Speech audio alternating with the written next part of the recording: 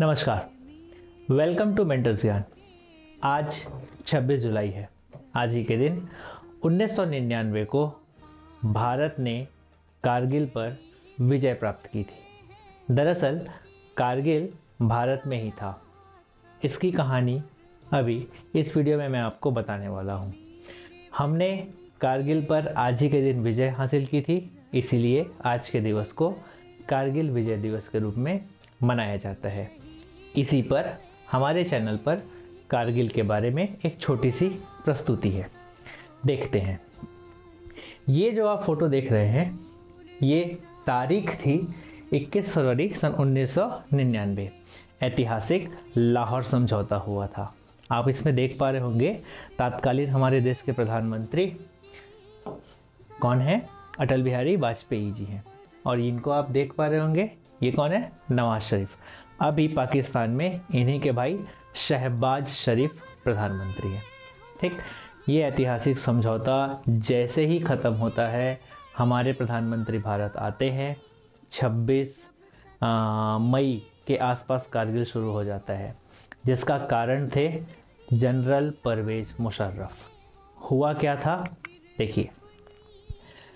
सबसे पहले हमारे भारत में जो चरवाहे थे उसने 3 मई को 1999 के समय में एक सूचना दी। सूचना ये दी कि भारत के खाली बंकरों का, अब ये खाली बंकर क्यों थे? तो ठंडी के दिनों में जब पहाड़ों के ऊपर में अत्यधिक ठंडी होती थी, है ना, टेम्परेचर बहुत कम हो जाता था, तब भारतीय सेना वहाँ से नीचे उतरकर मैदानी इलाकों में आ जाती थी, तो ये बंकर खाली रहते थे। पाकिस्तानियों ने दोगलापंथी दिखाई और दिमाग लगाया। इसी समय पे ये घुसपैठ करके उन बंकरों पर अपना पैठ जमा लिए। इसकी सूचना जैसे ही चरवाहों ने भारतीय सैनिकों को दी, तब उनको खदेड़ने के लिए 26 मई को अभियान चालू हुआ।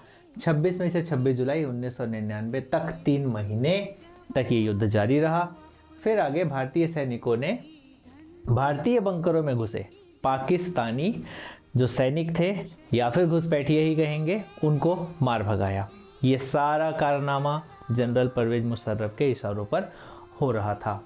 भारत शांति और अमन चाहता था, पर वो हमारे देश में आ घुसे थे। तो हुआ ये, भारतीय सेना ने कारगिल पर अपना अधिकार प्राप्त किया और फिर यहाँ पर कारगिल युद्ध में विजय हासिल की। बोफोर्स तोपें जो थी वो कारगिल लड़ाई में सेना को खूब सहायता किया। ठीक है। इसके बाद वायुसेना जो थी उसने इस युद्ध में अपना विशेष महत्व दिखाया था। किसमें? 32,000 की फीट की ऊंचाई से एयर पावर का उपयोग किए थे। और भारतीय वायुसेना ने पाकिस्तान के खिलाफ मिग-27 और मिग-29 का भी इस्तेमाल किया था। जहां पाकिस्तानी सेना ने कब्जा किया था, वहां बम गिराए और कौन से मिसाइल यूज़ किए थे? R-77। ठीक, आगे देखते हैं। अगर पिक्टोरियल फॉर्म में इसको समझना है तो देख पा रहे होंगे, ये गिलगित है, काराकोरम रेंज जो पाकिस्तान के अंदर में आ रहा है, कुछ हिस्सा यहाँ पर कारगिल पड़ता है। ठीक है। तो इस कारगिल वाले क्षेत्र पर, इन क्षेत्रों पर उन्होंने अपना कब्जा स्थापित कर लिया था, जहाँ से इनको भगाया गया था। पहले ये पूरा जम्मू कश्मीर का क्षेत्र था, अब कारगिल जो क्षेत्र है वो लद्दाख के अंतर्गत आता है। ठीक है। आगे के एरिया में समझिए, यहाँ पे आप देख रहे हैं ये मस्कोह वैली है, ये द्रास सेक्टर है, इस जगह पे आप देख पा रहे हैं कारगिल है। ठीक। और ये कौन सा है? चोरबाटला, और यहाँ पे बटलिक।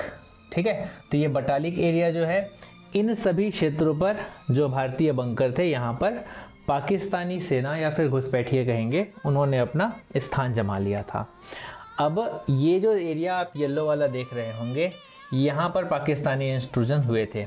कितने दूर तक? 20 किलोमीटर तक। कहाँ पे? LOC से। ठीक है, लाइन ऑफ कंट्रोल से 20 किलोमीटर अंदर आ गए थे। यहाँ पर भी बटालिक में भी हुआ था। क्या हुआ था? पाकिस्तानी इंट्रूजन हुआ था। ठीक है।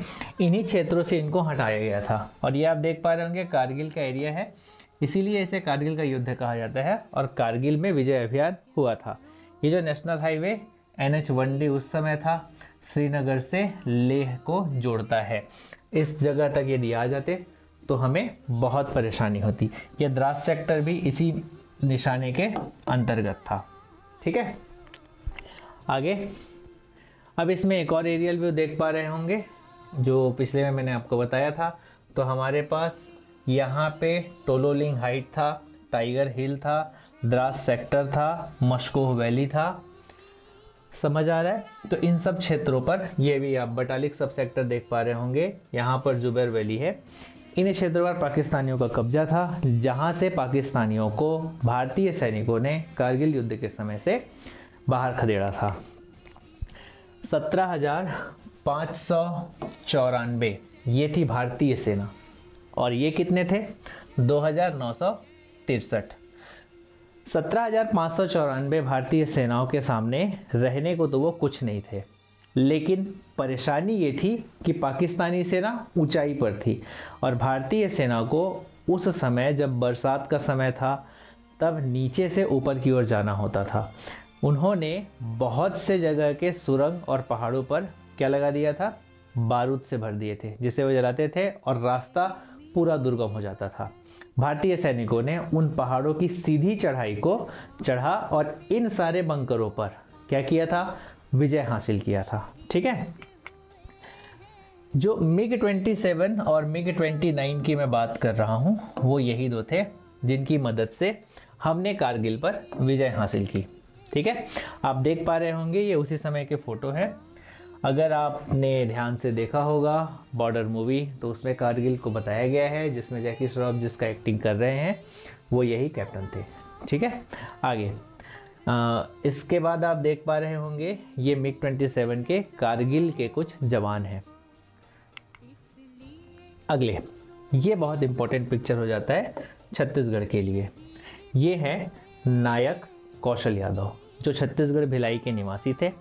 इन्होंने 25 जुलाई सन 1999 को जुलू टॉप पर अधिकार करने के लिए अपना बलिदान दिया था, परंतु अकेला सैनिक 5 पाकिस्तानियों को मार गिराया और जुलू टॉप पर विजय हासिल किए थे।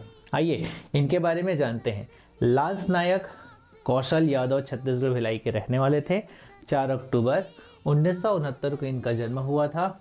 19 वर्ष की उम्र में इन्होंने सेना ज्वाइन किया था। कौन सा ट्रूप? तो पैराशूट रेजिमेंट को ज्वाइन किया था। अब देखिएगा, नायक कौशल यादव जो थे 84 ट्रूप ब्रावो टीम 9 पैरा के नंबर 2 दस्ते के स्क्वाड कमांडर थे। इनको कार्य क्या सौंपा गया था? 25 जुलाई सन 1999 को जुलू टॉप पर कब्जा करने का काम सौंपा गया था। लक्ष्य क्या था जी? 5100 मीटर की ऊंचाई पर था और चढ़ाई कैसी थी? बिल्कुल खड़ी। उन पहाड़ों पर चढ़ने के लिए जो कुछ छोटे मोटे सुरंग रहते थे, उसको भी पाकिस्तानियों ने बम भर से उड़ा दिया था। तो चढ़ना बहुत मुश्किल था और ऐसा रहता था कि एक दिन में यदि चढ़ाई नहीं की तो उनके ओर से गोलीबारी चालू हो जाती थी। ठीक है, तो भारत की ओर से यहाँ जाने का कोई रास्ता नहीं था, लेकिन हमारे नायक कौशल यादव जी का जो दस्ता था वो सुबह 5 बजे जुलू कॉम्प्लेक्स पर पहुँच चुका था। उसी समय उत्तर की ओर से भारी गोलीबारी हुई, परंतु इनकी भी टीम ने गोलीबारी का जवाब दिया। नायक कौशल यादव टीम का नेतृत्व कर रहे थे। टीम का नेतृत्व करते हुए इन्हें गोलियां लगी। वस्तुतः देखा यह जाता है कि टीम का लीडर विजय हासिल करता है। हमारे भी नायक कौशल यादव ने विजय हासिल किया, दुर्भाग्यवश वे शहीद हो गए। फिर जुलू टॉप पर भारतीयों का अधिकार स्थापित हो गया।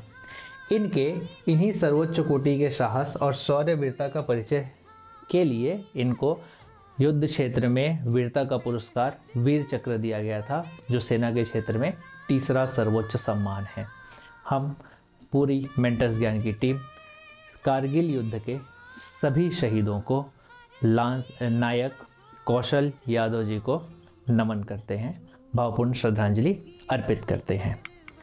आज विजय के दिन इन्हीं सैनिकों की बलिदान से हम यह कारगिल का क्षेत्र अपने भारत में देखने को मिलता है और विजय दिवस मना रहे हैं। सत सत नमन है ऐसे सभी वीर सपूतों को। जय हिंद।